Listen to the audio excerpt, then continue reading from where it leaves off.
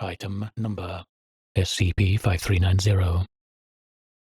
Index: Do you want a tamale? Object Class: Safe. Special Containment Procedures: Food business in the Roma district of Mexico City has been regulated with the excuse of preventing drug dealers. No food sellers should be present in the Roma district after 1630. Foundation agents disguised as police officers are to monitor the location and amnestize any affected civilians. Instances manifested by SCP-5390 are to be stored in a cryogenic storage locker at Site-30. Image: Remains of the tamale from which SCP-5390-30 was recovered. Description: SCP-5390 is the designation for a phenomenon occurring in the Roma district in Mexico City, Mexico. Whenever a person starts to consume a tamale between 1700 and 1800 o'clock while present at the aforementioned location, a human finger will instantly manifest itself within the tamale dough. At the time of writing, 35 instances materialized by SCP-5390 have been recovered, designated SCP-5390-01-2-35. Neither the tamales nor the fingers have shown a recognizable pattern. Below are some notable instances. Instance Number: SCP-5390-01. Recovery Date: 15/11/1979. Notes: First instance recovered, found in the food stand of Mrs. Adelina Lopez Luna. Right thumb.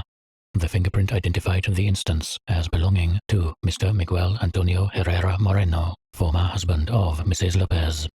Subject had died in 1975 from 2 shots in the chest cavity received during a dispute in a bar. Exhumation of the body showed that 3 fingers were missing. However, both thumbs were still present. Instance: SCP-5390-09.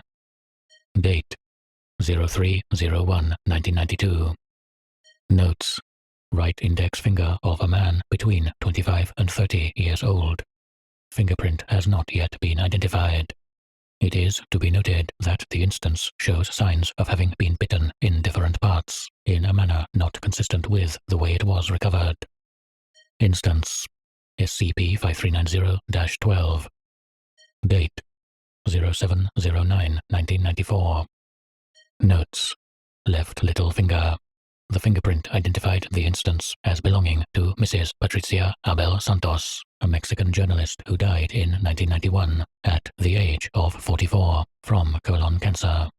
Exhumation of the body showed that all fingers were still present. It is to be noted that Ms. Abel was the one who reported SCP-5390-01's discovery before the Foundation was able to establish a cover story. Instance: SCP-5390-13. Date: 11/10/1995.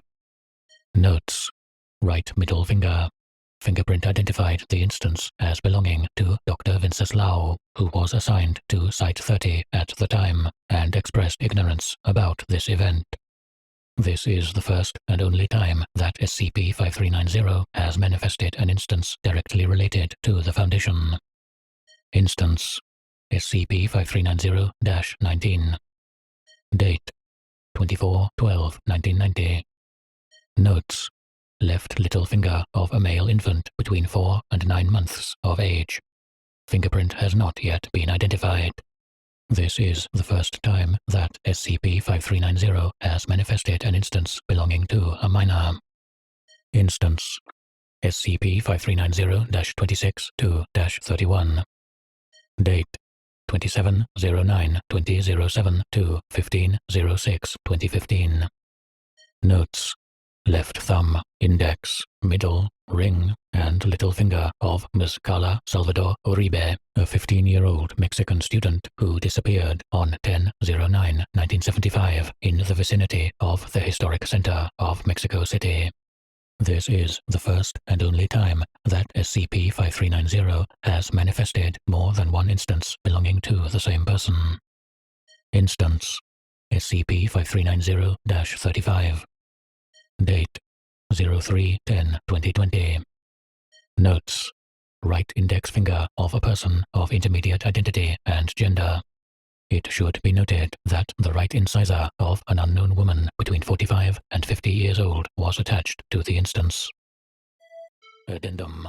On 10/01/2021, SCP-5390-26-2-31 began to spasm inside their containment cell. After they were removed and placed on a table for examination, all the instances began to gather and roughly spell out the words "Hello, Carla," and "Dear" in Mexican Sign Language before returning to their inert state. Research into the possible significance of this is ongoing.